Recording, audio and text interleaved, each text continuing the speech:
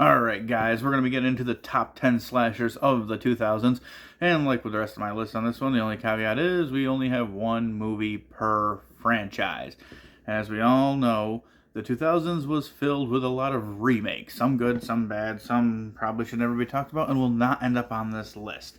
But here we're going with the top 10 slashers. Number 10, Friday the 13th, the remake. A lot of people give this movie crap, and I don't understand why. The Jason in this movie is very, very awesome. He's good. He's menacing. Brutal kills. Storyline, yeah, it's not the greatest one, but guess what? That's every Friday the 13th movie ever made. This movie literally follows exactly what Friday the 13th is. Jason gets his mask. Jason kills horny teens. Nudity. Characters don't matter that much. Guess what? It's exactly what you expected, and it's actually a different storyline than any of the other movies in a sense. So, number 10.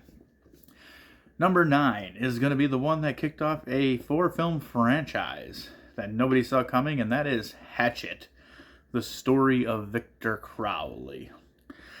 So, Hatchet, Louisiana, terror story, goes around, weird, deformed, giant man, killing people with great special effects. Was not that bad. So coming in at number 9, and I will say the 2000s, I thought this was going to be a hard list to make because there was so many good slashers, but turns out not really. There's some good ones, but not a lot of great ones, so kind of threw me off a bit on that one. But nonetheless, let's go with number 8, and that is the Inbreeders, Wrong Turn. So this one is a lot of fun for being a wrong turn. Hillbilly inbreeders, deformed, going around killing a bunch of people who just happen to take the wrong turn on the wrong road. Now, this is probably the best one of the entire franchise, but that's why it comes in here, because it's just fun, and the acting in this one is actually really good. And there's some fun kills, and it was just something different for the time. It's worth a shot if you haven't seen it. Number 7, I'm going with a hidden gem, and that is Midnight Meat Train. Bradley Cooper's horror movie that most people have not bothered to watch. Takes place in New York City, and it has a nice little fun twist and turn to it. The killer in it that you see in the very beginning, he's menacing. It's just a good movie.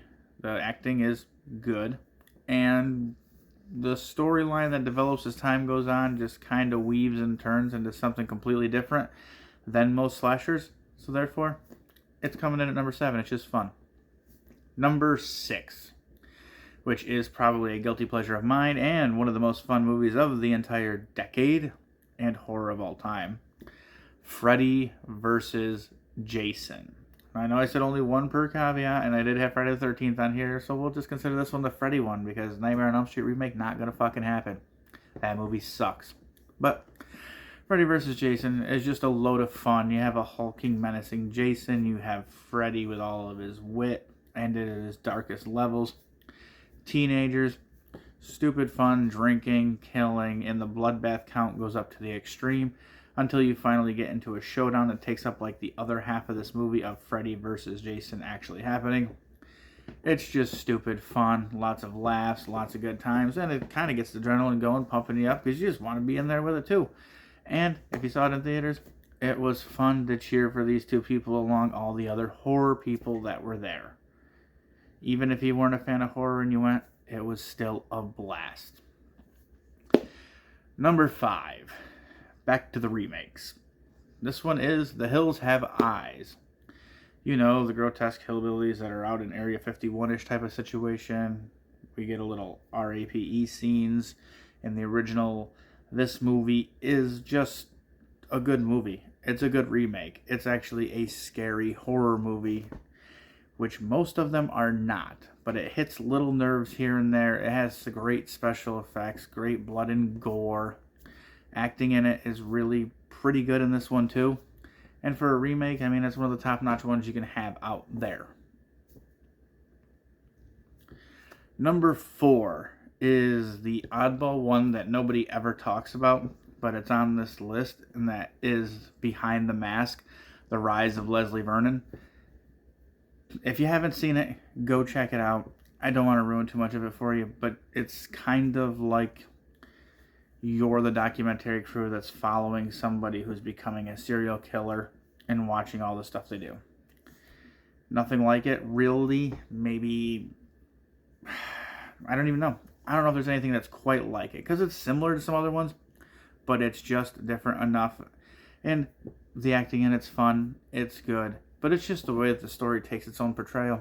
It's awesome. It's kind of like In a Violent Nature that came out this past year. It's just something different, so you have to check it out. Number 3, based on a true story, Wolf Creek. Wolf Creek is a fun movie. Not always fun to some people. I found it to be a blast. You're following a serial killer in Australia, and you have these 2 girls that are kidnapped trying to survive it, and just knowing that this is based on a true story. Now, we know it's not actually factual, but still, it's a fun horror movie. It has some genuine scares, some oh shit moments in it, and where you're really just kind of find yourself rooting for the person, because it does hit on like that level. So a horror movie that actually does take based on a true story to a good level, Wolf Creek. Number 2, which might be the most decisive one on this list, because some people really shit on this movie, and the reason why they do has nothing to do with the movie itself. It's with the filmmaker.